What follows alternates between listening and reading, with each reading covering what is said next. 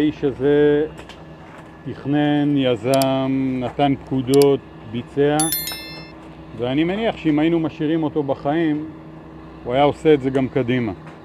בכל מקום, לוחמים, מפקדים של צה"ל פועלים באמת בנחישות בחתירה למגע. אני חושב שהדבר המאוד מאוד מיוחד פה זה שתפיסת פעולה וההתעקשות של פיקוד דרום, של אוגדת עזה, להחזיק את השטח, להיות בו נכון. פעולה נכונה של חטיבת ביסלח ושל הגדודים, להיות מאוד אקטיביים ולצאת קדימה.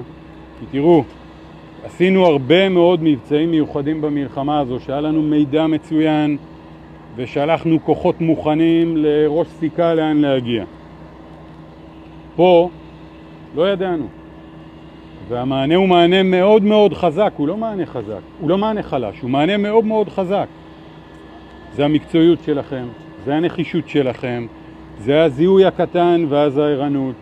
אנחנו קצת אחרי ה7 באוקטובר וקצת לפני שמחת תורה, וב-11 ימים שבין השנה של הלוח העברי לבין השנה של הלוח הלועזי, אנחנו סוגרים חשבון עם סינואר שאחראי ליום המאוד מאוד קשה הזה שהיה לנו לפני שנה.